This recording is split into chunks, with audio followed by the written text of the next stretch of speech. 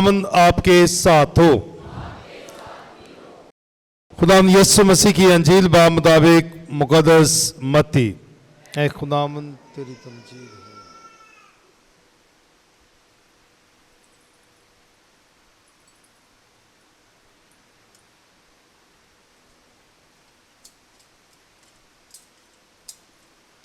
उसके 18वें बाब की 21वीं से 35वीं आयत। एक दिन पतरस ने यीशु के पास आकर उससे कहा, क्या खुदावंद कितनी दफा मेरा भाई मेरा गुनाह करे और मैं उसे माफ करूं? क्या 7 दफा तक? यीशु ने उससे कहा, मैं तुझसे ये नहीं कहता कि 7 दफा बल्कि 7 दफा के 70 बार तक। चुनाचे आसमान की बादशाही उस बादशाह की मानिंद है जिसने अपने खादमों से हिसाब लेना चाहा, तो जब हिसाब लेने लगा तो उसके सामने 10,000 कमतारों का कर्जदार हाजिर किया गया। और चूंकि उसके पास अदा करने को कुछ ना था, इसलिए उसके आका ने हुक्म दिया कि ये और इसकी बीवी और बाल बच्चे और सब कुछ जो इसका है बेचा जाए और कर्ज वसूल कर लिया जाए। मगर उस खादम ने गिरकर उसकी मिन्नत की और उसे छोड़ दिया और कर्ज उसे बख्श दिया। मगर जब वो खादिम बाहर निकला तो उसके हम खिदमतों में से एक उसे मिला जिस पर उसके 100 दिनार आते थे। उसने उसको पकड़कर उसका गला घोंटा और कहा, अपना कर्ज अदा कर। तब उसके हम खिदमत ने गिरकर उसकी मिन्नत की और कहा, मेरे बारे में सब्र कर तो मैं तुझे सब अदा करूंगा। मगर उसने ना माना, बल्कि जाकर उसे कैद खाने में डाल दिया जब तक कि वो कर्ज अदा ना कर दे। उसके हम खिदमत जो कुछ हुआ था वो सब देकर निहायत गमगीन हुए और आकर अपने आका से तमाम वारदात बयान की। तब उसके आका ने उसे बुलवाया और उससे कहा, ऐ शरीर खादम, मैंने सारा कर्ज तुझे बख्श दिया क्योंकि तूने मेरी मिन्नत की। तो क्या लाजिम ना था कि जैसा मैंने तुझ पर रहम किया तो तू भी अपने हम खिदमत पर रहम करता? और उसके आका ने गुस्से होकर उसको जलादों के हवाले किया जब तक कि तमाम कर्ज अदा ना कर दे। मेरा आसमानी बाप भी तुम्हारे साथ इसी तरह करेगा अगर तुम में से हर एक अपने भाई को दिल से मुआफ ना करे। अंजील मुकद्दस के वसीला से हम सब की खताएं मुआफ की जाएं। मसीह मेरे अजीजों,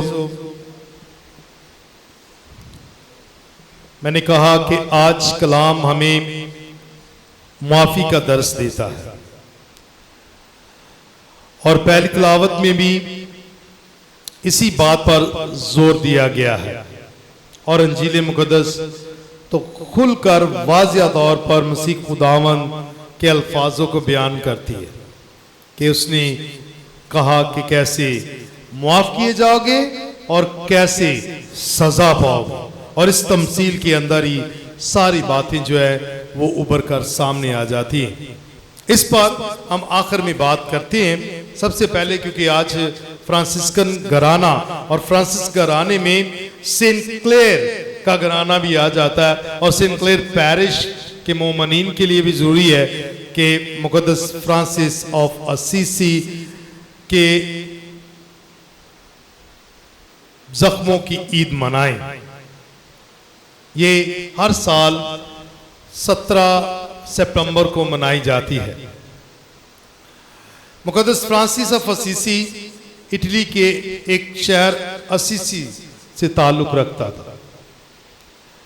एक सुदागर का बेटा, अमीर घराने से ताल्लुक रखने वाला, जो ही यीशु के साथ उसकी आशनाई बढ़ती है और यीशु की आवाज उसके कान में पड़ती है कि जा मेरे घर की तामीर कर। जो असीसी शहर से बाहर था वो उसे जाकर जो है बनाना शुरू कर देता है, तामीर करना शुरू कर देता है। और हमारे लिए खुशी की बात है कि एलडीए क्वार्टर्स में सेंट दमियानो कैथोलिक चर्च हमने तामीर किया है। उसी की एक झलक सिर्फ लोगों को दिखाने के लिए कि ये पहला चर्च है। ओके, अब बात कर रहे हैं मुकद्दस फ्रांसिस ऑफ असीसी की। और जैसे ही उसकी मोहब्बत मसलूब मसीहा के साथ, ये लफ्ज गौर तलब है, मसलूब मसीहा के साथ, एक मसीहा जी उठा लेकिन वो मसलूब मसीहा के साथ बहुत गहरी मोहब्बत रखता है, उसके दुखों पर गौर ख़ौस करता है। उसकी तरह जो है वो रोजे भी रखता है, 40-40 रोजे भी, महीना भी, और पता नहीं कितने कितने दिन तक वो रोजा रखता, रियाजत करता, खामोशी में वक्त गुजारता था। यहाँ तक उसकी मोहब्बत बढ़ गई कि उसे कोड़ियों में भी मसीह खुदावन नजर आना शुरू हो जाता है। वो उन्हें चूमता है, उनकी खिदमत करता है, देखभाल करता है। और फिर उसकी मोहब्बत यहाँ तक पहुँच गई कि उसने एक दिन खुदावंद यीशु से इल्तिजा की कि ऐ खुदावंद मुझे वो दर्द दे, वो करब दे, वो जख्म दे जो तूने मुझ गुनाहगार के लिए सलीब पर सहे। ये उसकी दरीना ख्वाहिश थी। और इस दरीना ख्वाहिश को लेकर वो अलबरना पहाड़ पर गया, अलबरना पहाड़ पर।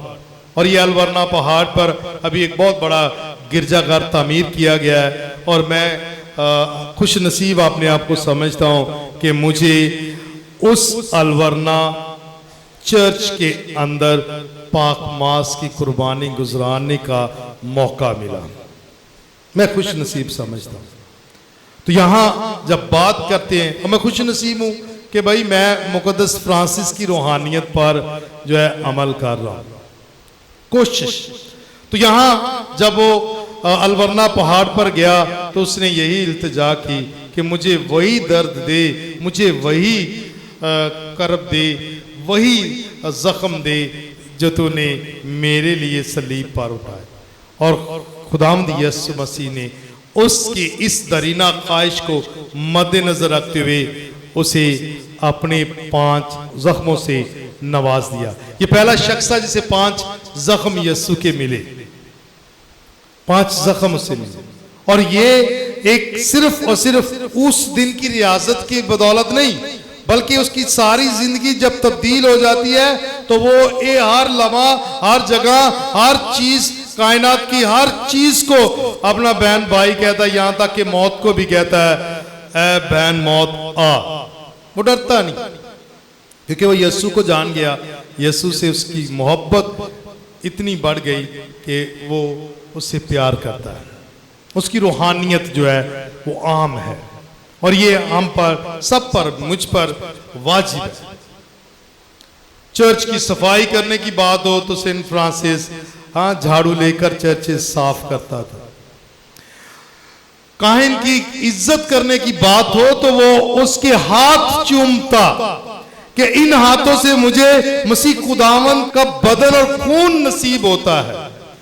वो ये कहता कि अगर एक तरफ फरिश्ता हो और दूसरी तरफ काहिन हो तो मैं काहिन को कबूल करूंगा, क्योंकि फरिश्ता पाक तो है लेकिन वो मुझे यीशु के बदन से नहीं नवाज सकता। मुझे मसीह खुदावन का बदन नसीब होता है, वो काहिन के हाथों से होता है। यह है उसकी रूहानियत की इंतहा। और ये मैंने इसलिए कहा कि अलबरना पहाड़ पर जो उसने रियाजत की, सिर्फ उसी दिन उसे नहीं ये जख्म मिल गया, बल्कि एक तवील अरसा जो उसने गुजारा और उसकी सारी रूहानियत पर मबनी चीज़ों को मद्देनजर रखते हुए खुदावंद यीशु मसीह ने अपने जख्मों से उसे नवाज दिया।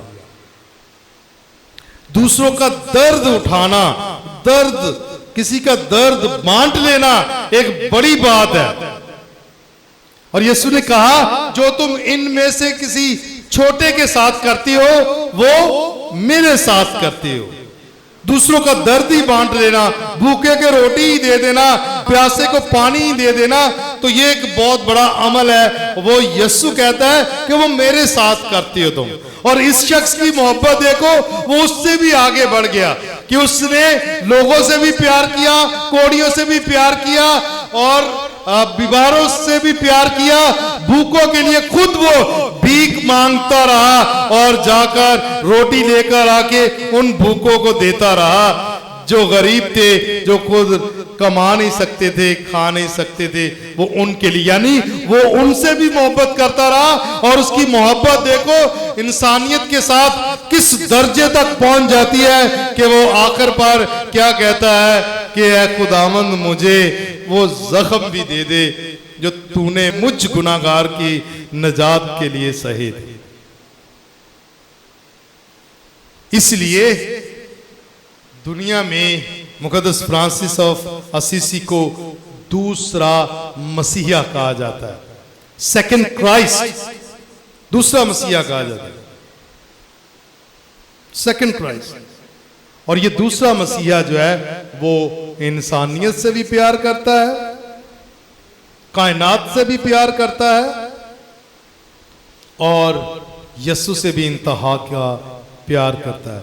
और यीशु उसे अपने 5 जख्मों से नवाजता है। और ये सारी बातें जो हैं ये बयान करने से मुराद है कि आज जो अंजील मुकद्दस हमने पढ़ी है उसमें भी पैगाम है। आज दौरे हाजरा में दूसरों का दर्द बांटना एक मसीहाई खिदमत है। भूखे को रोटी देना मसीहाई खिदमत है, प्यासे को पानी पिलाना मसीहाई खिदमत है, जो दुख और कर्ब में है उनकी मदद करना मसीहाई खिदमत है। हाल ही में जड़ावाला की कलीसिया के घर जला दिए गए, चर्चिस जला दिए गए और खानदानों को बड़ी जो बेरहमी के साथ उनके घरों से निकाला गया। तो उस दर्द और उस कर्ब में और उनकी उस परेशानी में बहुत सारे मसीह खानदान और मसीह बहन भाई उनके साथ शाना बेशाना खड़े हुए। यह मसीहाई खिदमत है। और हम दूसरों के दर्द में जब खड़े होते हैं, उनका दर्द बांटते हैं, तो मेरे ख्याल के मुताबिक मसीहाई जो है हम मजाज अपनाते हैं और मसीहाई खिदमत करते हैं। ये ईद जो है हमें यही दावत देती है कि हम दूसरों के दर्द को अपना लें। हकीकतन तो कोई भी दर्द नहीं लेना चाहता, कोई भी कर्ब में से गुजरना नहीं चाहता, कोई भी दर्द नहीं लेना चाहता। हजारों बहाने हैं हमारे पास। ठीक है, डायबिटिक मैं रोजा नहीं रख सकता, हाई ब्लड प्रेशर हो जाता मैं रोजा नहीं रख सकता, सही है, पानी नहीं सी आ रहा मैं चर्च नहीं आ सकता, सही, दुआ नहीं कर सकता, थक ही इन्ने को चाहिए नहीं। तो साढ़े को लात तादाद जे बहाने ने दुआ ना करन दे, यीशु तो दूर रहन दे, सही। तो दूसरों का दर्द बांटना जो है ये एक मसीहाई जो है मजाज है। और यही है, क्या हम कह सकते हैं फ्रांसिस की तरह कि ऐ खुदा मुझे वो दर्द दे, मुझे वो कर्ब दे। कोई भी बहुत मुश्किल, बहुत मुश्किल, क्योंकि हम तो खुद ही उठ के चर्च तक आना पसंद नहीं करते। मैं आपके सामने है, घरों में जाके देख लें, सही, कोई ना कोई सोया होगा, सही, बल्कि बहुत सारे सोए होंगे, लेकिन यहां उठकर आने की हिम्मत नहीं। तो उसने दूसरों का दर्द कैसे लेना? कौन कह सकता है खुदा इनके दर्द मुझे दे दे? अब यीशु के जख्म और दर्द किसने लिए हैं? फ्रांसिस ने। और अब कलीसिया जो है अब नहीं बल्कि हमेशा से, शुरू ही से पौलुस रसूल जब बयान करता है तो वो कहता है कि भाई कलीसिया जो है ये यीशु का असरारी बदन है, मिस्टिकल बॉडी ऑफ क्राइस्ट। तो मिस्टिकल बॉडी ऑफ क्राइस्ट, इसरारी बदन पर जब दुख आते हैं, तो जब हम खड़े होते हैं तो दर हकीकत सेंट फ्रांसिस का मजाज अपना लेते हैं, हम उनके दुखों को अपना लेते हैं, हम उनके दुखों में उनके साथ होते हैं, उनका साथ देते हैं। तो मेरे ख्याल के मुताबिक आज कलीसिया से तकाजा किया जाता है कि जब अगर हम यीशु के साथ चलना चाहते हैं, यीशु के जख्मों का तजर्बा करना चाहते हैं जो सेंट फ्रांसिस ने किया, तो फिर हमें दौरे हाजरा में, कलीसिया में एक दूसरे का साथ देना होगा। सिर्फ कलीसिया में नहीं, दूसरे लोगों के साथ भी हमें अपना प्यार और मोहब्बत बांटना होगा, उनके दर्द को अपनाना होगा। यही कह दें कि खुदा इनके दर्द हमें दे, हम इनका दर्द बांटेंगे। और उसके लिए दुआ बहुत जरूरी है, यीशु से मोहब्बत बहुत जरूरी है, कलाम पर अमल करना बहुत जरूरी है, तब जाकर हम एक दूसरे के दर्द को, दुख को बांट सकते हैं। जिसमें मोहब्बत या दर्द नहीं, यीशु से प्यार नहीं, वो दूसरों के दुख और दर्द को समझ ही नहीं सकता। और ये बगैर किसी इनाम के, बगैर किसी इनाम के, सही।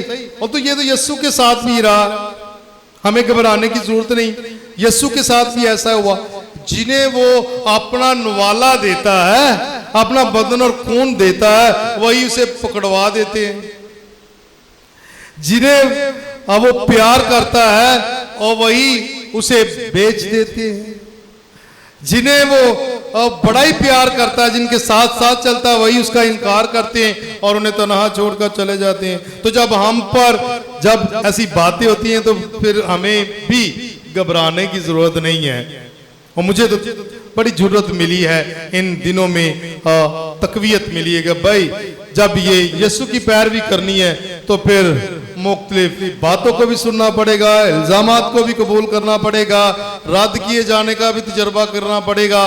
क्योंकि यीशु ने कहा जो मुबारक हो तुम जो मेरे नाम पर सताए और लानतान किए जाते हो। तो ये हमारी जिंदगी का एक तकाजा है। तो सच्चाई पर चलना है, यीशु की पैरवी करनी है और उसके पीछे चलना है। यही आज मुकद्दस फ्रांसिस ऑफ असीसी के जख्मों की ईद सिखाती है कि हमने दूसरों का दुख बांटते जाना है, चाहे वो कोई कबूल करे या ना करे। क्योंकि इनाम ये नहीं दे सकते, इनाम देने वाला खुदावंद यीशु मसीह है, जिसने आज मुकद्दस फ्रांसिस ऑफ असीसी को तोहफे के तौर पर अपने 5 जख्मी अता कर दिए। ये है। अब जब बात करते हैं आज के कलाम के लिए, तो मेरे ख्याल के मुताबिक यहां से शुरू करना चाहिए। हमें मुआफ करना चाहिए 7 के 70 बार, मतलब हमेशा ही माफ करना चाहिए। और हम माफ करते आ रहे हैं, हम माफ करते आ रहे हैं, करते रहेंगे। सही है। जहां से भी शुरू कर लें आप, शांति नगर हो, कोट राधा किशन हो, जोसेफ कॉलोनी हो, यूहन्नाबाद हो, अब जड़ावाला हो, हम तो माफ करते जा रहे हैं। खुदा हिसाब करने वाला। हमें घबराने के, सताने वालों के लिए दुआ करनी चाहिए, सताने वालों के लिए दुआ करनी चाहिए। यही हमारी जिंदगी का तकाजा है। हम मसीह हैं, हम यीशु के पैरोकार, हमें डरने की जरूरत नहीं, घबराने की जरूरत नहीं। हमें यीशु से प्यार करना, तो माफ, हमेशा माफ करना, यह हमारी जिंदगी का तकाजा है, हमारी रूहानियत का अहम पहलू है। क्योंकि यीशु ने खुद माफ किया है, तो वो कहता है भाई हमेशा माफ करो। क्या होगा कि यहां तक देख लें आप कि उस शख्स के 10,000 कंतार, हाँ बहुत बड़ी रकम है। मुझे नहीं पता अभी उस वक्त इसको हम कैसे लिख सकते हैं, तो चलो 10 लाख आप अंदाजा लगा सकते हैं। सिर्फ 10 लाख उसका कर्ज था, 10 लाख। हाँ बड़ी रकम है, एक असाब के तौर पे मैं बयान कर रहा हूं। तो उसकी आका ने उसे 10 लाख माफ कर दी। क्या किया उसने? मिन्नत की, मुझे माफ कर दे, मेरे पास नहीं है। उसने उसकी मिन्नत सुनी और उसे 10 लाख माफ कर दिए। सही।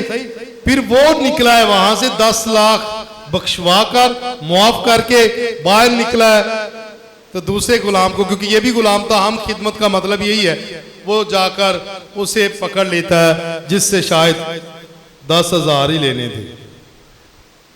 उसका गला दबाता है पहले। यहां तो उसके आका ने उसका गला नहीं दबाया, उसकी एक दफा मिन्नत करने से उसने माफ कर दिया उसे, और उसका गला दबाया। तो उसने जरूर वही कहा होगा, बल्कि कहा ही उसने यही कि मुझे मौका दे, माफ कर दे, लेकिन उसने उसे माफ नहीं किया और उसने उसे और उसके बच्चों को कैद में डाल दिया। और फिर जब वही खबर उस आका के पास दोबारा पहुंची कि उसने जिसे तूने 10 लाख माफ किया, उसने दूसरे को 10,000 भी माफ नहीं किए, तो फिर वो उसे लाया गया और उससे कौड़ी कौड़ी अदा और उसे कैद खाने में डाल दिया। सही है, गौरतलब बात है, गौरतलब बात है। तो माफ करने वाला कौन है? खुदावंद। और हम खुदावंद के पैरोकार हैं, तो हमने भी माफ करना है। सही, हमने भी माफ करना है। जो भी गुनाह करता है वो सजा का हकदार है खुदा की नजर में, क्योंकि खुदा के कलाम को जलाने वाला और खुदा के कुरान को जलाने वाला कभी भी बख्शा नहीं जाएगा। मैं सजा देने वाला नहीं हूं। गौरतलब बात है, खुदा के कलाम बाइबल मुकद्दस को जलाने वाला। सही, हर घर में बाइबल थी और हर चर्चिज में बाइबल्स थी तो जलाई गई हैं। इसलिए मैंने कहा ना कलाम को जलाने वाला ना कुरान को जलाने वाला बख्शा नहीं जाएगा। उन चाहे जिन्हें मर्जी फायदे ले लें, जिन्हें मर्जी जो है वो ये कह देंगे भाई नहीं ऐसा नहीं ऐसा हुआ है, लेकिन सजा उसने देनी है, क्योंकि कलाम किसका जलाया गया है? खुदा का और अल्लाह ताला का। हाँ, यही बात है ना, दो बड़े मज़हब हमारे इन्हीं बातों पर है ना, खुदा पर और अल्लाह ताला पर। वो माफ नहीं करेगा, लेकिन वो हिसाब करेगा। हमें क्या करना है? हमने अपने उस्ताद, अपने खुदावंद, अपने नजात दहिंदा अल मसीह खुदावंद यीशु मसीह की तालीम पर अमल करना, जिसने कहा है 7 के 70 बार माफ करो, हमेशा माफ करो। हमें कुछ रद्द अमल करने की जरूरत नहीं, 7 के 70 बार माफ करो। जब हम माफ करेंगे तो माफ किए जाएंगे, जब माफ करेंगे तो माफ किए जाएंगे। यही है ना आज का कलाम। इस शख्स ने नहीं बख्शा तो वो फिर उसे सजा मिली। और ये दुआ तो यीशु ने हमें पहले सिखा दी। जब उसने हमारे बाप की दुआ सिखाई तो उसने कहा कि जिस तरह मैं अपने कसूरवारों को माफ करता हूं, तू भी हमारे कर्ज हमें बख्श दे, माफ कर दे। तो अगर हम माफी चाहते हैं तो फिर एक दूसरे के कसूर माफ करने होंगे, एक दूसरे के कसूर माफ करने होंगे, तब हम बख्शे जाएं, तब हम बख्शे जाएं। ये साफ, जहां हम कुछ नहीं कर सकते, जहां हम लड़ नहीं सकते, वहां खामोशी बहुत अच्छी है, क्योंकि ये भी मसीहाई अमल है। जब उसे पकड़वाया गया और जब उसे ले जाया गया, उसके मुंह पर तमाचे मारे गए, थूका गया, तो वो खामोश खड़ा रहा। बात समझ आ गई है? हमें खामोश रहना चाहिए, यह भी मसीहाई अमल है। तो जब हम कुछ कर नहीं सकते, कह नहीं सकते, तो खामोशी बहुत जरूरी है, चुप बहुत जरूरी है। खुदा पे छोड़ देना चाहिए, बस वही इंसाफ करने वाला, वही हिसाब करने वाला, वही सजा और जजा देने वाला। बस ईमान में साबित रहे, यीशु की तालीम पर अमल करें, एक दूसरे को माफ करें और मुकद्दसीन का मजाज अपनाएं। खासतौर पर आज मुकद्दस फ्रांसिस ऑफ असीसी का, जो दूसरों के दुख दर्द को भी अपना लेता है और फिर यीशु के दर्द और दुख को भी अपना लेता है, क्योंकि यीशु उसे कलीसिया में नजर आता है, इंसानियत में नजर आता है। इंसानियत के दुख और करब के लिए वो बड़ा रोता है, बड़ी दुआ करता है और बगैर किसी डर और खौफ के वो सुल्तान के पास चला जाता है और इस ईमान के साथ कि भाई तुम्हारी और जो कलीसिया या लोगों की जो जंग है इसमें इंसानियत का खात्मा हो रहा है, इंसानों को कत्ल हो रहे हैं, इनको खत्म करो, इस जंग को खत्म करो, तो अमन को फरोग दो। और उस शख्स के इस पैगाम से सुल्तान ने जो मान ली बात, वो भी तो मुस्लिम ही था जिसने इस पैगाम को कबूल किया कि भाई अमन को फरोग देना है, अमन को फरोग देना है, सलामती को फरोग देना है, इंसानियत की जो कदर करनी है और जंग खत्म करके वो एक दूसरे के साथ जो है वो प्यार मोहब्बत के साथ रहना शुरू कर देते हैं। ये है खुदा के लोग, ये हैं जो अल्लाह ताला के लोग हैं, जो कुरान की सही तालीम पर अमल करते हैं।